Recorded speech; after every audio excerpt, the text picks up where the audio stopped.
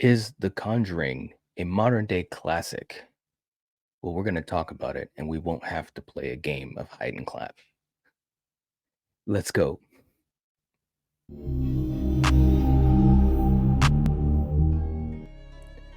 What's going on, guys? Today, I'm going to be talking about a movie that I think is very, very special, especially when you talk about modern horror.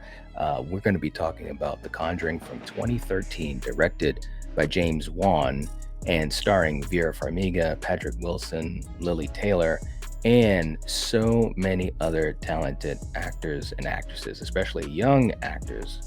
This is a film that is most famously associated with Ed and Lorraine Warren and their case files, their investigations.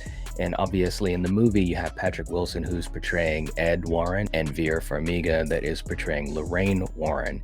And this movie, it's a very, very interesting film. It has a lot of different elements that are woven into the story and so many different character plot points and developments that you really just have to sit, watch the movie, and be immersed into the world that James Wan has crafted. Let's talk about the story a little bit. And first, before I do that, please don't forget to hit the like button. It helps to support the channel, and I'd appreciate it. And if you're not subscribed to the Night Watch Zone, this is the time to do it. Let's do it as we start talking about Halloween season, horror movies, and all those fun things. Now, in the beginning of the film, you have this scene that is very, very ominous. You have these two young ladies who are nurses that are talking to Ed and Lorraine Warren, and it's in 1968, and they talk about this story where they're being haunted by this doll that is possessed by the spirit of a dead girl named Annabelle. Now, this is the Annabelle doll that became very famous through this movie and the Conjuring universe, including the three Annabelle films, but it is an actual doll that is said to be possessed. Now, for those who don't know it, the doll itself doesn't look like the doll in the movies. It looks like a Raggedy Ann and Andy doll, a Raggedy Ann doll. And it's still very creepy, but really does exist. So the film opens up with this story with these two that have come to Lorraine and Ed trying to get their help. And it was a very cool scene because Ed and Lorraine explained to them that the doll itself wasn't possessed, but it was a demonic entity that was controlling the doll to make it look like it was possessed, and that the demon or the entity wanted to possess one of the young ladies. So it's a really cool, mysterious opening for this film. And then it cuts to Ed and Lorraine talking to a group of students and also just the public, the audience, explaining their background and their investigations and so forth. And then it goes into this fantastic opening crawl with the credits and so forth. And this is just the first handful of minutes of the movie, the first 10 minutes of the movie or so, and it's already got a lot of creepy scenes, a lot of atmosphere and so forth. So it's really setting you up for what's to happen in the film. Fast forward a couple years, and then the story focuses on Carolyn and Roger Perrin, who has a family. They have 5 children, and they're moving into this farmhouse that is really out in the sticks, man. Like, it's a beautiful property, but it's really out there and kind of secluded. And it's basically giving you a sense of this family and how they are, how they interact. One of the really cool scenes that it sets up early with the family is how the young ladies, and it's 5 daughters, and they play this game called hide and clap. And of course, we've all been down that road as kids playing things like hide and go seek and tag and all that type of stuff. So it was just really cool having those scenes where you see the family interacting with each other. It's a very loving family, a very close knit family, and it's really giving a lot of character depth to them as a setup. Now, as the story goes on, you start to see strange occurrences in the house, birds flying into the side of the house, breaking their necks. The dog is killed, viciously killed, and found on the side of the house. And then you have one of the daughters that is being basically tormented by the demonic entity at night, being pulled her leg being yanked and so forth. And so it's like all these things that kind of start to ramp up over the course of their first, few days in the house and so forth. And ultimately, it comes down to the point where they are totally frightened. You have the fantastic scene that was very famous, especially in the promotion, where you have Lily Taylor, who's portraying Carolyn, the mother, who is in the house. She thinks that someone is playing the game of hide and clap with her, and she goes to venture down into this basement, and the basement is super creepy. Who wants to go down in a basement like that? But she goes down in the basement, and then decides, no, I'm not going to go down there. So, they were showing that she was very smart. And then the door slams into her face. She falls down the steps. The light shuts off because the bulb just explodes. And then, of course, she's in the dark and she's lighting the match. And you hear that voice coming from who we find to be Rory, one of the spirits that is haunting the house, saying, do you want to play hide and clap? And then you see the hands come up behind her. Wanna play hide and clap? And then it's just a really cool scene. It's very, very cool. A lot of tension, a lot of atmosphere, and so forth. But this was kind of the last straw, because also the girls, they are being basically tormented by one of the other entities. It's like, I think it's like three in the house. And long story short, they get to the point where they're like, hey, we gotta figure something out. And so that's when Carolyn goes to one of Ed and Lorraine's little conferences and asks them for help. And this is part of the story, this is part of the movie where I think the story, it's got a lot of heart, and it shows a lot of heart in these types of scenes, because Ed is worried about Lorraine's safety, because every time that she is on a case, and every time they're dealing with something that is very serious, he says that there's a piece of her that she loses. And there was an exorcism that was going on that really scared the crap out of her. She locked herself in her room for 8 days, didn't eat, didn't talk, and so forth. So anyways, Ed was reluctant to help Carolyn, but of course Lorraine was like, of course we'll help you. And so this is when you basically have this merger of the Warrens with the Perrons, and Ed and Lorraine go to the house. They start to investigate it, and right off the bat, Lorraine is seeing shadows and seeing the things that are around that are not visible to everyone else. Although the kids do see things, a couple of the kids. So it's just ramping up this tension slowly but surely. And through the rest of the movie, or at least the main middle part of the movie, you see these two families not only trying to figure this out, but just learning about each other. And I think that that's one of the strongest points of The Conjuring, is that this is really a story about family and love. And I think that this is what makes the characters stand out so well, and that makes you want to care about them when they are fighting these demons, and obviously all the other things that are going to happen in the movie. It's a very, very well done movie. There's a lot of different things going on, especially when the hauntings get very intense. And I think James Wan did a really good job to balance out the story of the Warrens and also the Perron family. There's great scenes of tension.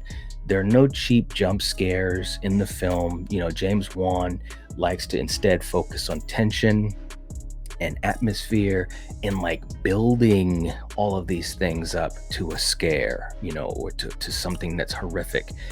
And I think that that's so smart. It's very reminiscent of older films, like an old school horror film to me, because it's not about blood and guts and gore. There's no dismemberments or limbs that are being hacked up or anything like that. And I'm not saying that that is a bad thing. There are movies that do that well, and there's a time and a place for all that. But I think this film really gets down to the heart of things that are scary, whether it's the dark, whether it's, especially for young kids, a house that is very creepy and you don't know much about it, basements that are dark and full of cobwebs and all those things. And it's really well done because there are a lot of different levels. We learn so much about the parent family, but we also learn so much about Ed and Lorraine because they also have a daughter whose name is Judy. And when they are on their cases, Judy is at home being pretty much looked after by Lorraine's mother. And the thing of it is that through their investigations, they've collected so many items that were either haunted or cursed or what have you. And they have it in this room where they lock everything away, which includes Annabelle and their whole. And this is really, this is a real room that they have. And their way of looking at it is they feel as though it's safer. Those things, those items are safer in their care than out in the world, which I understand. Of course, it makes for a lot of dangerous things that are around their family, especially their young daughter. But that's the point I'm trying to make, is that this movie does a really good job of also showing their family and their young daughter, and it really balances out very well with the parent family. The last third of the movie is just bonkers crazy. You've got kids being pulled by their hair. You've got people being thrown around the room. You've got kids locked in rooms, and then they're behind closets. I mean, it's a lot of cool stuff. And then, if that wasn't enough, then you have this other plot point that was really interesting, where Carolyn, the mother, is being possessed by the main entity, which was it was a witch that had cursed the land. And so there were other families, or there was another mother that lived on the property that killed her child, being saying the witch made me do it and this and that. So there was really, really some cool stuff there in the third act when Carolyn is possessed by this demon and actually takes two of her daughters back to the house to basically kill them. And so it's really, really tense. It's really, really um it really tugs at your heart, because up until this point, this family has shown so much love and caring and so forth. So to see the mother do this is really, really like, wow, it's just really shocking. And it's basically, in a way, you have this movie become a ghost story, haunted house story, and it also becomes a possession story where there's an exorcism that they're performing in the third act, which is a fantastic scene, by the way, at the end of the movie, being in the basement, and they're trying to bring Carolyn back to save her soul and stuff like that. So this movie has all of these different elements that are just working in unison.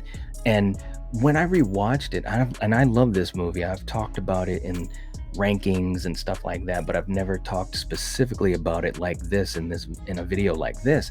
But I've always loved this movie. But even on my most current rewatch, I just marveled at how many things that were being juggled as far as with the story and different characters, and it was done so well. There was so much balance, and I really give a lot of credit to James Wan. I think that he's a very, very gifted director with a great vision. And he is, one thing I love about him, anyways, is that he's a student of horror. He's a big fan of old school horror. And you can see that in his work, whether it's Saw or The Conjuring or Insidious or Malignant. And he's even done movies outside of the horror genre, which is bonkers crazy that he's been able to do that with such skill as well. But in this movie, and this movie is from 2013, of course, but in this movie, you can kind of see why he can do that, because there were so many things going on in the film, especially in the second half, that you can really see that he's very adept at things like action. And you definitely saw that in Malignant. There's no doubt about that. I'll be talking about Malignant at some point too. But anyways, the ending of the film, very heartwarming, and it is a story that, again, is focusing on family. So when things are resolved, it's very powerful. I've seen this movie easily half a dozen times, easily, maybe even more. And in my latest rewatch, and this isn't the first time, but I just noted that on my latest rewatch, it really just tugs at your heart, because you really buy into this family. You really are invested in them, but you're also so invested in Patrick Wilson and Vera Farmiga in these roles of Ed and Lorraine. It's a beautiful It's a very beautiful relationship that they have, and the chemistry that these two actors have. It's absolutely perfect in my opinion, in my humble opinion. And I think that the strength of this movie and the strength of Patrick and Vera's performance and kind of being the glue, there was no doubt that it could jumpstart what's called the Conjuring universe, which at this point has three Conjuring films, three Annabelle films.